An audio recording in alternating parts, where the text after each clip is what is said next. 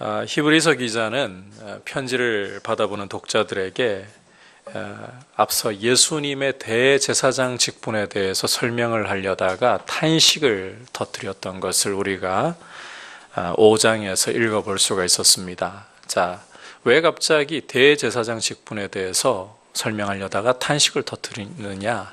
그 이유가 보니까 독자들의 영적인 미성숙 때문이었습니다. 믿은 지 오래되었기 때문에 말씀의 단단한 것을, 깊은 것을 충분히 받아 먹어야 할 시점에 이르렀음에도 불구하고 아직도 독자들의 상태를 보니까 믿음이 이 갓난 아기 같은 상태.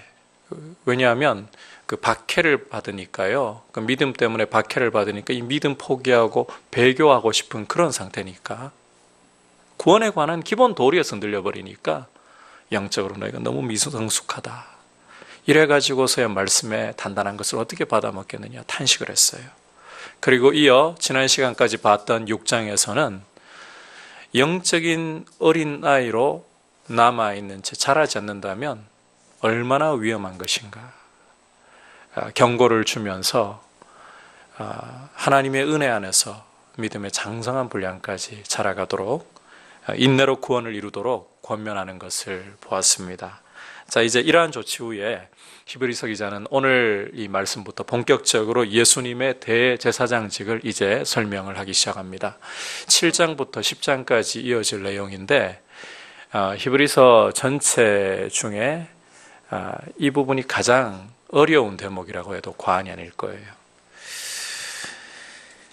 참고로 예수님의 대제사장 직분은 이 부분 여러분께서 잘 듣고 오늘 가셔야 돼요. 아론 계열을 따르는 게 아니라 누구의 계열을 따르는 것일까요? 자, 멜기세덱의 계열을 따르는 것입니다. 멜기세덱. 자, 결국 멜기세덱이라는 사람이 누구인지를 제대로 알아야만 예수님의 대제사장 직분이 이해가 될 수 있다는 말인 거예요. 그래서 오늘은 이제 이 7장에서 멜기세덱에 대해서 사실 그 시간만 충분히 되고 여러분들께서 이게 충분히 소화해내실 만큼 구약에 대한 좀 능통함이 있으시다면요, 한 2시간을 투자해서라도 오늘 한 장 전체를 다 끝내버렸으면 좋겠어요. 이걸 시간 관계상 또 여러분이 듣다 보면 이게 헷갈릴 수도 있어요. 그래서 어쩔 수 없이 10절까지 잘랐는데 이 멜기세덱에 대해서 오늘 함께 좀 살펴보면서 사실 오늘 부분이 설교하기는 참 까다로워요. 적용점을 여러분에게 찾아 드린다는 게 쉽지 않은데 어쨌든 이 멜기세덱에 대한 이해를 필요로 하기 때문에 좀 딱딱한 설교가 될지 모르지만 그 부분을 좀 집중해서 보도록 하겠습니다. 자, 이 멜기세덱이라는 인물이 성경에 등장하는 곳은 창세기 14장, 처음에 등장하는 곳은 창세기 14장입니다. 멜기세덱은 아브라함이 메소포타미아 지역의 4개 왕들을 격파하고 포로로 잡혀가던 롯을 구조하고 돌아오는 길에 아브라함을 영접했던 2사람 중에 한 사람이죠. 한 사람이 소돔 왕 베라이고 나머지 한 사람이 바로 우리가 지금 공부를 하려고 하는 멜기세덱입니다. 자, 오늘 말씀 1절, 2절에서 보듯이 이 멜기세덱이라는 사람은 살렘 왕이면서 동시에 지극히 높으신 하나님의 제사장이라고 소개되고 있죠. 또 메소포타미아 왕들의 이 동맹을 깨뜨리고 돌아오는 아브라함을 만나가지고 복을 빌고 담례로 아브라함에게서 11조를 받았다, 이렇게 소개를 하고 있습니다. 자, 이제 이어지는 말씀에서 멜기세덱에 대해서 보다 구체적인 해설을 보도록 하겠습니다. 우리 2절 후반부 그 이름을부터 3절까지 같이 읽어보겠습니다. 시작. 그 이름을 해석하면 먼저는 의의 왕이요, 그 다음은 살렘 왕이니 곧 평강의 왕이요, 아버지도 없고 어머니도 없고 족보도 없고 시작한 날도 없고 생명의 끝도 없어 하나님의 아들과 닮아서 항상 제사장으로 있느니라. 자, 히브리서 기자가 멜기세덱을 설명하는데 먼저 이름부터 설명을 하고 있죠. 이 멜기세덱이라는 말은 왕이라는 뜻과 의라는 뜻이 합쳐져서 의의 왕, 이름 뜻이 바로 의의 왕이라는 뜻입니다. 그리고 살렘 왕이라고 소개를 하고 있는데 평강의 왕이라는 뜻이에요. 자, 그런데 히브리서 기자가 여기에 너무 많은 비중을 두기보다 오히려 더 주목하고 있는 것은 멜기세덱이, 잘 들으셔야 돼요, 아버지도 없고 어머니도 없고 족보도 없다. 이 사실에 지금 히브리서 기자가 굉장히 우리의 주의를 끌어가려고 합니다. 여러분, 히브리인들에게 족보라는 것은 너무나도 중요한 것이었습니다. 고대 히브리인들 속담 가운데 내 눈의 족보를 가볍게 여기지 말라. 우리의 족보가 아브라함과 이삭과 야곱에게서부터 온 것이라면 그것은 곧 하나님께로부터 온 것이다. 이런 말이 있을 정도로 히브리인들은 족보를 아주 중요하게 생각했습니다. 고대 히브리인들에게 이 족보라는 것은 그 사람이 어떤 사람이고 또 어떤 성격을 갖고 있고 어떤 일을 하게 될 것인가, 이것까지 다 알 수 있는 자료라고 해도 과언이 아니에요. 왜냐하면 고대에는 가족 공동체로 생활을 하기 때문에 개인의 성격이나 행동을 통해 가지고 그 사람을 평가하고 이해하기보다는 가족이나 가문을 통해서 그 사람의 직업과 행동, 심지어 그 사람의 됨됨이까지도 판단을 하곤 했기 때문입니다. 자, 그래서 어떤 사람을 알고 싶다 그러면 뭐부터 뒤지겠습니까? 족보부터 뒤지는 거예요. 자, 그런데 이 멜기세덱이라는 사람은 이 사람에 대한 기록을 아무리 봐도 족보가 안 나와요. 심지어 그 아버지와 어머니가 누구인지에 대한 정보, 기본 정보조차도 아예 주지를 않고 있어요. 창세기 14장에서 보면 문자 그대로 바람처럼 나타났다가 바람처럼 사라져버리고 맙니다. 여러분, 구약 성경에서 이 멜기세덱에 대한 정보를 얻을 수 있는 곳이 딱 두 곳뿐이거든요. 창세기 14장하고 시편 110편인데 그 중에서 제일 정보가 많은 곳이 창세기 14장, 처음 멜기세덱을 소개하는 부분이에요. 그런데 그 많은 정보 중에 아예 이 사람에 대한 족보라든지 부모에 대한 기록 자체를 볼 수가 없어요. 그냥 나타났다가 아브라함을 축복하고 11조 받고 사라지는 게 전부예요. 이게 도대체 어떻게 이해해야 되는 부분일까? 히브리서 기자가 이 부분을 일부러 왜 집중을 시키는 걸까? 이렇게 해석을 하고 있어요. 시작한 날도 없고 생명의 끝도 없어 하나님과 닮아서 항상 제사장으로 있느니라.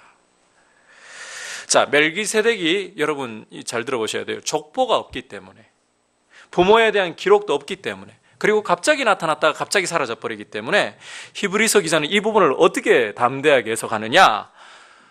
이 멜기세덱이라는 사람은 출생한 날 없다, 죽는 날 없다, 그리고 항상 살아서 제사장으로 있다, 이렇게 해석을 하는 거예요. 여러분, 이 부분에 대해서 우리가 오해는 하지 말아야 됩니다. 멜기세덱이라는 사람이 문자 그대로 아버지나 어머니가 없다거나 족보가 없다거나 또 신적인 존재로서 출생한 날도 없고 죽는 날도 없고 그런 이야기를 하려고 하는 게 아니에요. 21세기를 살아가는 우리로서는 상당히 좀 이상하고 어색하게 느껴질지 모르지만 1세기의 유대인 랍비들은 성경을 해석할 때 이런 원칙을 하나 갖고 있었습니다. 토라에 없는 것, 율법에 없는 것은 세상에 존재하지 않는다. 자, 여러분 이 말 이해하시겠죠? 율법에 없는 것은 아예 세상에 존재하지 않는다. 이런 해석 원칙을 1세기 유대인 랍비들은 가지고 있었어요. 그러니까 자, 히브리서 기자 역시 이 당시 랍비들의 해석적인 전통을 알고 있는 사람입니다. 그리고 또 유대인으로서 그게 몸에 배어 있는 사람입니다. 자, 창세기, 이 멜기세덱에 대한 가장 풍성한 정보가 있는 창세기 14장에 멜기세덱의 족보가 없어요. 아버지와 어머니에 대한 가장 기본 정보도 없어요. 자, 그러니까 히브리서 기자는 어떻게 이야기할 수 있겠습니까? 족보가 존재하지 않는다. 아버지나 어머니가 없다. 그러니까 존재하지 않는다는 말입니다. 출생한 날이 없구나. 가능하겠죠? 유대인들의 해석적 전통에 따라 이게 가능한 거예요. 그 다음에 바람처럼 나타났다가 바람처럼 사라져 버렸어요. 죽는 날에 대한 기록이 없어요. 그러니까 죽는 날도 없구나. 항상 이 사람은 성경에 기록된 대로 현재형일 뿐이고 항상 살아있는 것이구나. 중요한 것은 이 히브리서 기자가 이렇게 해석하는 게요, 단지 유대인 랍비들의 전통 때문만이 아니라 성령의 감동에 의해서 이렇게 해석을 하고 있다는 겁니다. 자, 그래서 이 멜기세덱은 상당히 신비로운 인물이고, 물론 하나님은 아니에요, 분명히. 예수님도 아니에요. 그런데 예수님을 예표할 만한 신비로운 인물이구나. 이 정도까지 우리가 생각해 볼 수 있는 거죠. 자, 그런데 우리가 성경을 보면서 여전히 의구심이 일어나는 부분이 있어요. 보통 성경을 기록하는 방식을 보면 족보를 보여주지 않거나 부모에 대한 정보가 없거나 이런 경우에 잠깐 등장했다가 사라지는 경우에 엑스트라급에 해당하는 인물일 가능성이 많거든요. 다른 기록들을 보면. 멜기세덱도 그런 비중 없는 인물은 혹시 아닌가? 좀 과하게 해석하는 거 아닌가? 아니라고 히브리서 기자가 계속해서 강조합니다. 이어지는 4절부터 10절까지 이제는 멜기세덱의 위대함에 초점을 맞추는 대목입니다. 자, 4절부터 6절 전반부까지 같이 읽어보겠습니다. 시작. 이 사람이 얼마나 높은가를 생각해보라. 조상 아브라함도 노량물 중에 10분의 1을 그에게 주었느니라. 레위의 아들들 가운데 제사장의 직분을 받은 자들은 율법을 따라 아브라함의 허리에서 난 자라도 자기 형제인 백성에게서 10분의 1을 취하라는 명령을 받았으나 레위 족보에 들지 아니한 멜기세덱은 아브라함에게서 10분의 1을 취하고, 거기까지만 볼게요. 자, 여기 보시면 멜기세덱의 위대함의 증거를 보여주는 것 중에 첫 번째가 믿음의 조상인 아브라함조차도 자기가 빼앗은 전리품 중에 11조를 멜기세덱에게 주었다는 것입니다. 자, 11조를 아브라함에게 받았다, 멜기세덱이. 자, 누가 더 높은 건가요? 멜기세덱이 높은 건가요? 아니면 아브라함이 높은 건가요? 멜기세덱.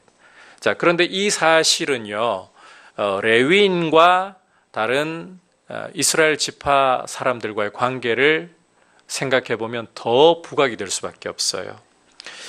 과거 율법 아래에서 레위 지파 제사장들은 형제 이스라엘 백성에게 11조를 받았습니다.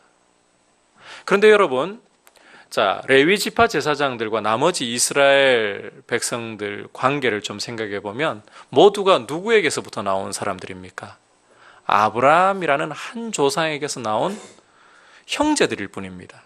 그런데 율법이 레위인들에게는, 하나님의 성막 또는 성전을 봉사하는 레위인들에게는 이스라엘 백성이 11조를 주어서 그들이 살아갈 수 있도록 섬겨야 한다, 명령하고 있죠.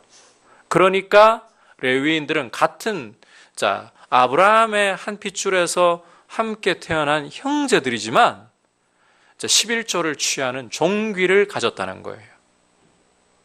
동등한 아브라함의 핏줄이라도 하나님 말씀이 레위인들에게는 11조를 하니까 높여져 버렸어요. 자, 그렇다면 멜기세덱의 경우는 아브라함과의 관계를 보면 아브라함의 핏줄에서 태어난 사람인가요? 아니죠. 레위 지파에 속하지 않는다 그러잖아요. 그 말은 아브라함과 전혀 별개의 사람입니다, 멜기세덱이. 그런데 아브라함이 11조를 바쳤다. 비교할 수 없이 높다는 거예요. 자, 레위인의 조상인 아브라함보다도 훨씬 높은 분이 바로 멜기세덱이라는 거예요. 자, 이 부분에 대해서 더 쐐기를 박아버리는 내용이 6절 후반부 약속을부터 7절까지입니다. 같이 읽어보겠습니다. 시작.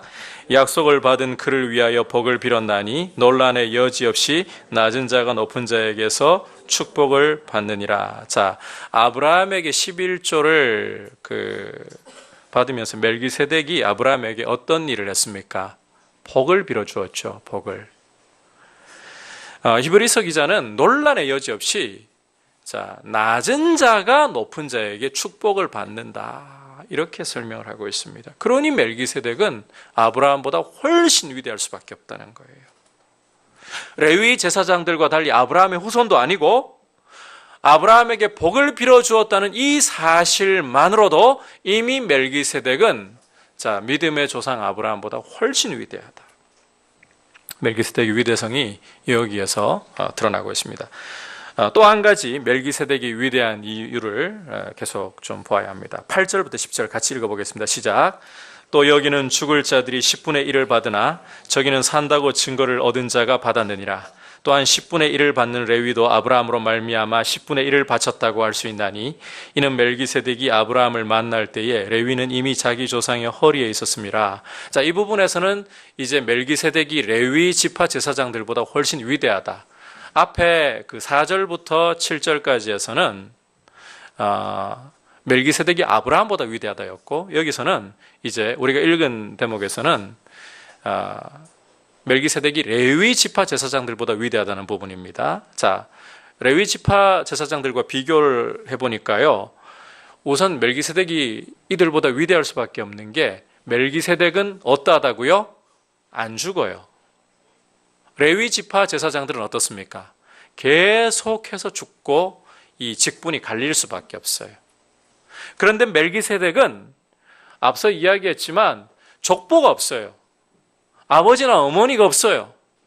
그러니까 항상 살아있는 거예요. 바로 이 부분에서만 해도 이미 레위 지파 제사장들보다 훨씬 위대하다. 그런데 또 한 가지 더 위대한 점이 뭐냐? 레위 지파 제사장들이 사실은 멜기세덱에게 무엇을 바쳤다? 11조를 바쳤다는 겁니다. 근데 여러분, 이게 이상하지 않나요? 아니, 멜기세덱에게 11조를 바친 건 누구였습니까? 아브라함이잖아요. 그 자리에 레위 지파 없었잖아요. 이게 무슨 말인가요? 히브리서 기자는 이걸 어떻게 해설을 하고 있습니까? 아브라함이 멜기세덱에게 11조를 바칠 때 레위는 어디에 있었다는 겁니까? 아브라함의 허리에. 그러니까 아브라함의 후손이잖아요, 레위 지파가. 그러니까 아브라함 안에서 이미 멜기세덱에게 11조를 바쳤다, 이런 의미가 되어버리는 거예요. 그러니 멜기세덱이 레위 지파 제사장들보다 얼마나 더 위대하냐.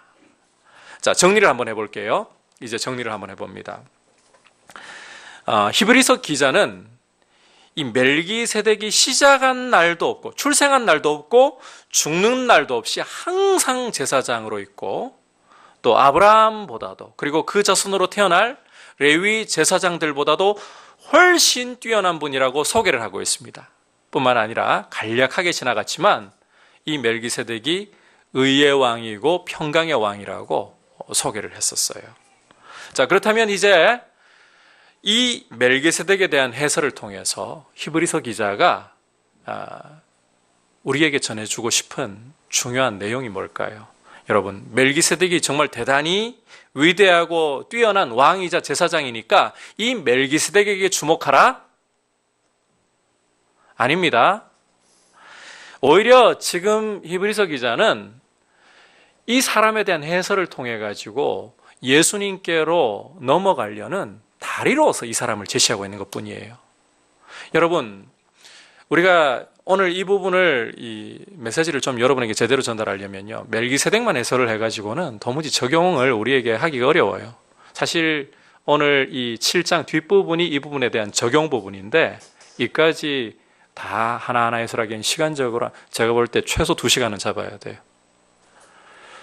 그래서 일단 좀 큰 맥락 속에서 이 부분 적용을 좀 하려고 합니다. 지금 히브리서 기자는 이 멜기세덱에 대한 해설을 통해 가지고 누구에게로 연결시키려고 하는가 하면 예수님의 대제사장직으로. 그래서 지금 이 말씀을 받아보고 있는 성도들이 예수님께로 온전히 마음을 집중하기를 원하고 있어요. 여러분, 우리 신앙생활이라는 것은 예수님에게 얼마나 집중하느냐입니다. 우리의 마음이 예수님께로부터 멀어진다면 그것은 신앙생활이 제대로 되고 있지 않다는 증거인 거예요. 여러분, 우리가 신앙생활을 점검할 때에 여러분이 얼마나 교회를 오래 출석을 했고 여러분이 어떤 자리에서 봉사를 하고 있고, 또 여러분이 가지고 있는 은사가 어떠하고, 여러분들이 가지고 있는 직분이 어떠하고, 이것이 여러분의 신앙생활을 평가하는 척도가 아닙니다. 오히려 여러분이 예수 그리스도를 얼마나 사랑하고 그분을 얼마나 더욱 깊이 친밀하게 동행을 하면서 그분과 함께 하려고 하고 있는가. 여러분에게서 예수님이 멀어지도록 만드는 부분들이 있다면요, 그것은 우리 신앙생활 속에서 과감하게 잘라버리고 없애버려야 할, 회개해야 할 부분들이에요. 여러분, 2017년 이 새로운 한 해를 주님이 열어주셨지만 모든 사람에게 새해가 새해가 되지는 않는 것 같아요.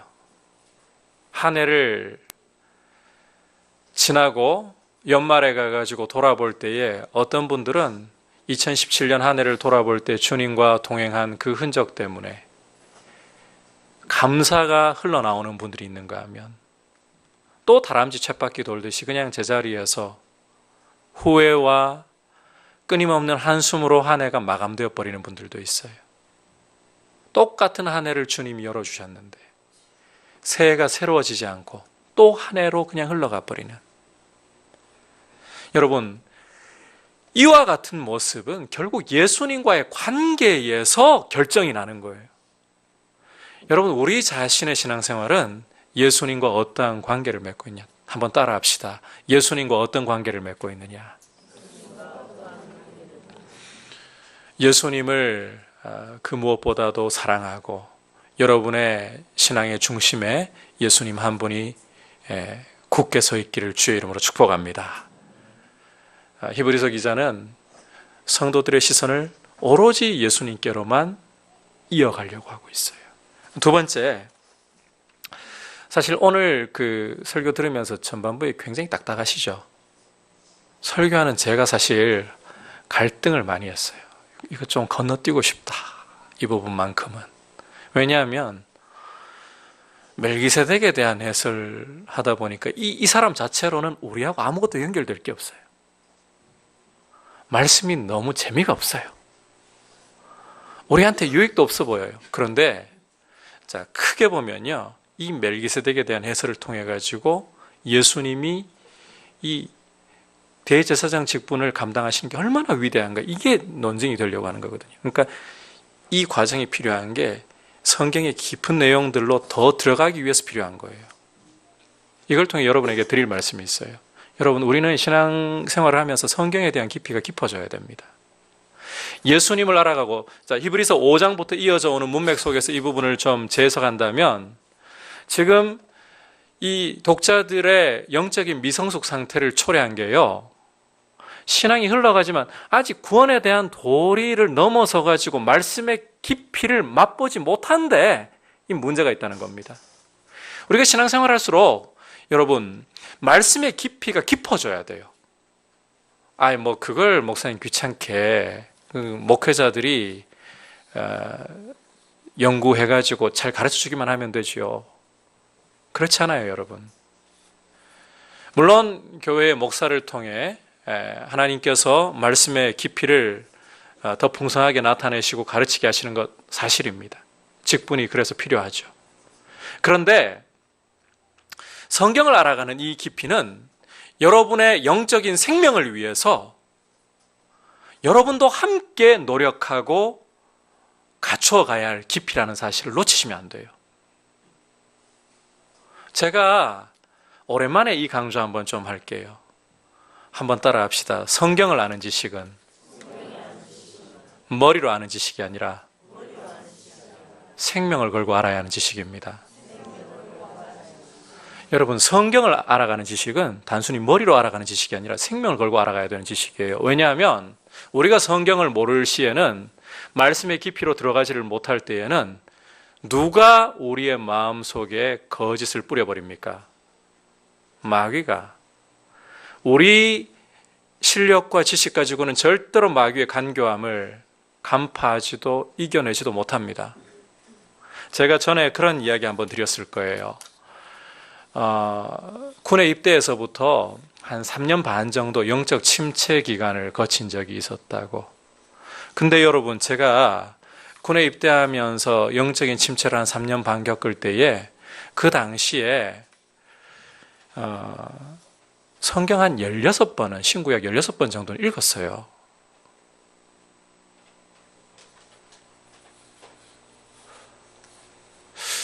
대학생으로서 그 당시에 그렇게 적게 읽은 편은 아니었을 거예요.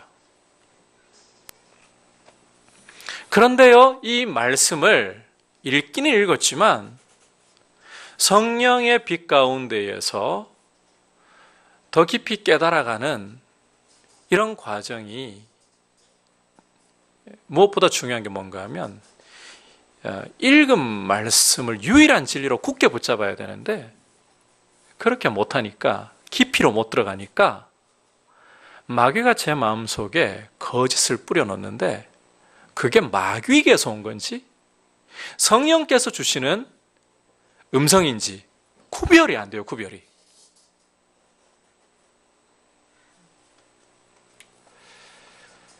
제가 하나님 말씀을 알아가면서, 그리고 하나님 말씀을 연구해 가면서 처절하게 뼈저리게 느끼는 게 뭐냐 하면, 성경을 아는 지식은 단순히 머리로 아는 지식 수준이 아니라 생명이 걸린 지식이에요. 우리가 성경을 모르면 저 간악한, 저 거짓말쟁이 마귀에게 농락을 당해버려요. 여러분, 우리 한국교회가 저 신천지라든지 하나님의 교회라든지, 그리고 교회 안에 보면 뭐 이단 아니라고 하지만 번영주의에 완전히 농락을 당해버리고, 그리고 또 극단으로 치우치는 경우들 너무 많잖아요. 말씀과 성령이 함께 가야 되는데 말씀 따로 성령 따로 이렇게 흘러간 이유가 뭐라고 보십니까?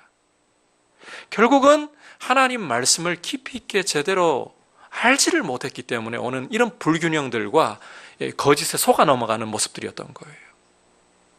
히브리서 기자는 솔직히 성경들 중에서 굉장히 히브리서가 해석하기도 읽기도 어려운 성경 중에 하나입니다. 왜? 구약의 이 율법을 파고 들어가요. 그런데 이렇게라도 딱딱하지만 어렵지만 파고 들어가는 이유가 성도는 성경의 깊이를 알아가야 된다는 거예요.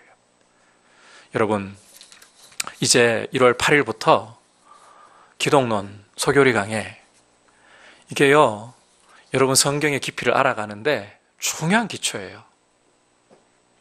이 자리에 계신 분들은 다 들으시길 바랍니다.